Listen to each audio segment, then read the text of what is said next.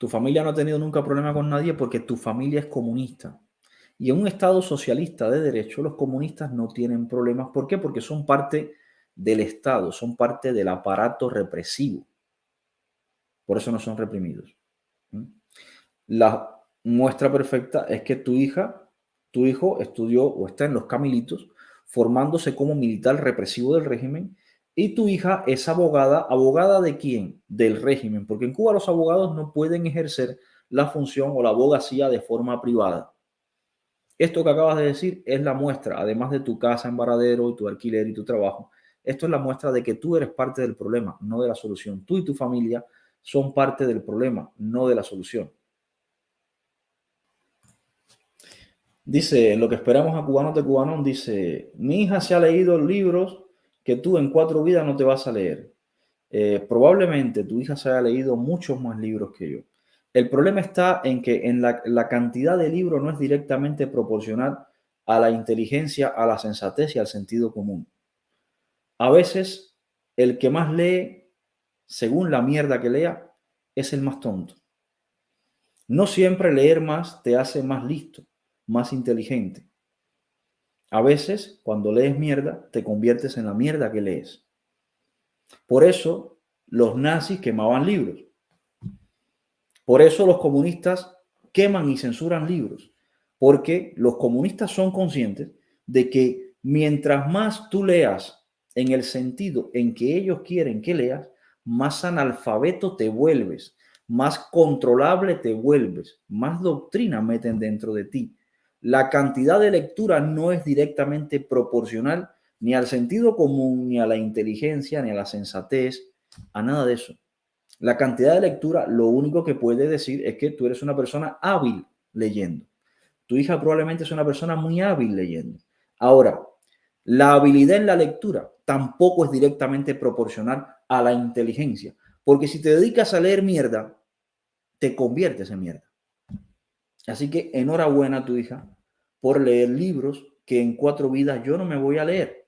Ah, eso sí, los que me he leído me dicen que la abogacía en Cuba no es posible practicarla. ¿Por qué? Porque un abogado, entre sus funciones está defender a alguien, aplicar la ley, los derechos humanos, y en Cuba, los derechos civiles y políticos, y en Cuba no se ha ratificado la Declaración Universal de los Derechos Humanos ni la Carta por los Derechos Civiles y Políticos. Así que, ¿qué defiende exactamente un abogado en Cuba? La Constitución socialista, la misma que segrega. Eso es lo que hace tu hija. Enhorabuena por leerse tantos libros. Enhorabuena. Yo no leo tanta mierda. Dice que como abogada ha defendido muchos casos donde podrían terminar en injusticias, desde multas incorrectas hasta discriminación laboral. ¿Y eso es ser comunista? Dime, máster, sí, claro que es ser comunista. Ser comunista porque en Cuba no se puede ejercer la abogacía de forma privada. Tu hija pertenece a un bufete, a los bufetes colectivos. Y los bufetes colectivos responden a las políticas del Partido Comunista de Cuba.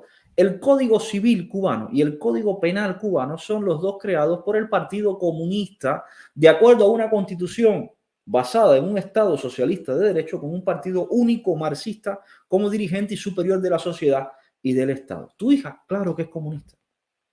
Tu hija responde a las políticas del Partido Comunista. Dile a tu hija que defienda a José Daniel Ferrer. Dile a tu hija que defienda a las hermanas Garrido. Dile a tu hija que defienda al profesor Pedro Albert. Dile a tu hija que defienda a Luis Robles. A ver si de verdad. Ah, una multa. ¡Ja! Menudo mérito. Una injusticia. Discriminación laboral. ¿Discriminación laboral por quién? ¿Por la Central de Trabajadores de Cuba? ¿O por el administrador de la empresa? ¿Que responden a quién? Al Partido Comunista de Cuba. El mismo Partido Comunista de Cuba que es el dueño del bufete colectivo donde trabajan quién, los abogados y tu hija.